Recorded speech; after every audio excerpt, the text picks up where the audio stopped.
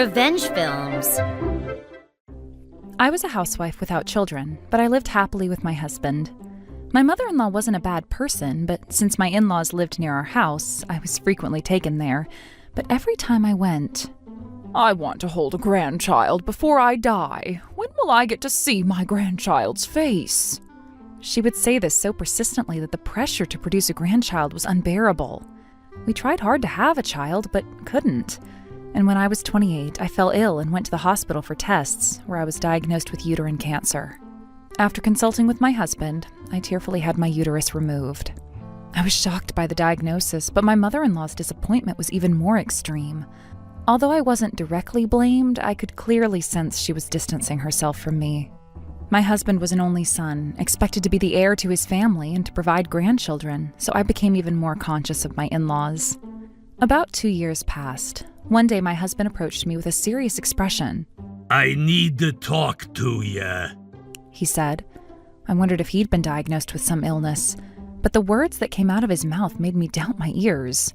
"My mistress is pregnant." My husband had a very serious personality, and I never dreamed he'd be the type to have an affair. I couldn't understand what he was talking about, but his expression showed he wasn't joking. He was serious. The mistress was a single woman who had come to his workplace as a temp worker several years ago, and she was already 3 months pregnant. My husband kept talking for a while, but nothing was registering, until his next proposal hit me like a hammer to the head. "She wants to have the baby, and I want to support that. But I still love you, so I don't want a divorce. So I'm thinking of having her move in with us." My frozen thoughts snapped back in an instant. What did he just say? Have her move in with us? Live with the woman who had an affair with my husband? So I'd be the first wife and the mistress would be the second wife? This was like some remote tribe or a harem-loving king's polygamy system. What was this man saying? We're in Japan, so an arrangement wouldn't be recognized, and obviously I would never accept it. According to my husband, the mistress was a younger woman in her mid-20s who had lost her parents early and had no relatives to rely on. When she consulted him about work problems, he listened attentively and developed feelings for her, and eventually they became intimate. He already told my in-laws, who were initially shocked, but when they learned she was pregnant, they approved of the cohabitation arrangement.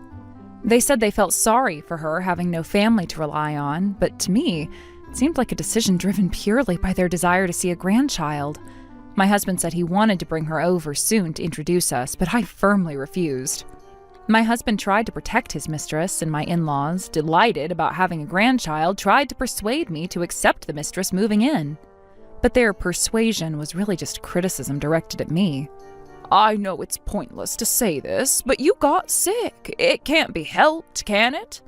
My mother-in-law spoke as if the affair was natural because I got sick and couldn't get pregnant. In fact, she spoke as if it were fortunate. I was overwhelmed with sadness, wondering why I, the one who had been cheated on, had to be spoken to this way. Her joy over the grandchild's birth outweighed concern for her son's infidelity, and my suffering didn't matter to her at all. She was living alone and barely getting by financially, but knowing he was married and not even using protection, something was seriously wrong with her. To me, she was no different from a villainess. In fact, I could almost see the ulterior motives hidden beneath. With no family to rely on and no income while living alone, there was no way she could have raised the baby on her own. My husband, who got her pregnant, felt responsible and ultimately decided to have her live with his family, but obviously I couldn't accept that. "You've got to be kidding. Why should I live with your mistress? Are you out of your mind? We're getting divorced right now. If you expect me to live with her, I am divorcing you." But my husband... "I'm sorry. I'll work something out, so please just bear with it." We were at an impasse. What exactly was I supposed to bear? I couldn't understand why, at this point, he still wanted to continue our marriage. And I realized nothing I said would make a difference. My in-laws also had nothing but the grandchild on their minds and seemed to think our divorce didn't matter anymore.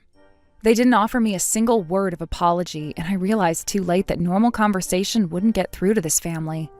I felt pathetic for only now realizing this. My parents lived in the countryside and were already old, so I'd been hesitant to worry them by discussing this. But I couldn't handle this problem alone anymore, so I called my brother, who lived relatively nearby, and explained the situation. Naturally, my brother was shocked and furious. Divorce him immediately! He yelled over the phone. That weekend, my brother flew in and stormed into our house with an expression of pure anger. He said, "What the hell is going on? If you're planning to live with your mistress, then divorce my sister right now! Do you even understand what you're saying?"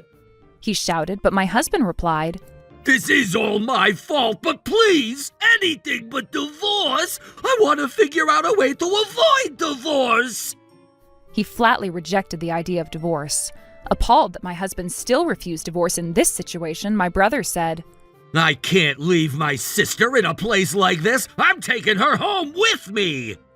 When my brother said that, my husband persisted. "Please don't do that. I'll definitely work something out. I won't let your sister be unhappy." Those words enraged my brother, who punched my husband and yelled, "What gives you the right to say that? My sister is already unhappy, and it's nobody's fault but yours. And you still plan to make her even more miserable? Give me a break!" He exploded. My husband, holding his swollen cheek, kept apologizing over and over. Then my brother continued, "Everything you're saying is contradictory from start to finish. You claim to love my sister. If you had such feelings, you wouldn't have cheated in the first place. And getting someone pregnant is absolutely out of the question. And while saying you love her, knowing she'll suffer, you want to move your mistress in? There's no way such absurd logic makes any sense." My brother said everything I wanted to say. He was absolutely right. Unable to respond, my husband fell silent, so I left the house with my brother. Then, "There's no point talking to that lunatic anymore. Let's leave everything to a lawyer," my brother said. Thanks to my brother hiring a lawyer for me, things proceeded smoothly. According to the lawyer, he met with the mistress during the negotiations, and it seemed she had indeed deliberately gotten pregnant, and apparently satisfied that she'd stolen my husband with her sob story, she was smirking. However, she didn't know she'd be charged with damages, and that my husband would also have to pay damages. What? Why do we have to pay anything? Just divorce her quickly and goodbye. That should be it. "That's not how it works. This is a right guaranteed by law." You're kidding me. Hey, say something. That's what she said to my husband. Apparently, he looked troubled. Additionally, with the division of marital assets, including payments for the condo purchase, the total amount exceeded what my husband's salary or his family's savings could cover, so they had to sell his family home to pay the settlement. Also, after paying the mistress's share, they no longer had a house for her to stay in, and my in-laws, husband, and the mistress all lost their home, ending up crammed into a small old apartment. Since a large sum of money came to me after the divorce, the mistress was furious. Why is that loser woman like her getting so rich? Give us our money back! She threw a fit. The mistress probably thought that after stealing my husband, she'd live comfortably in a nice condo, but there's no way the cheating side gets to live well. Sometime later, I heard through the grapevine that in the cramped apartment with no private space, the baby the mistress gave birth to wasn't just cute. It cried constantly during the day, and my former in-laws were suffering considerably. As for my husband, he regrets everything and says he wants to start over with me, but I couldn't care less. How was today's video? If you enjoyed it, please subscribe, like, and leave a comment. Stay tuned for more.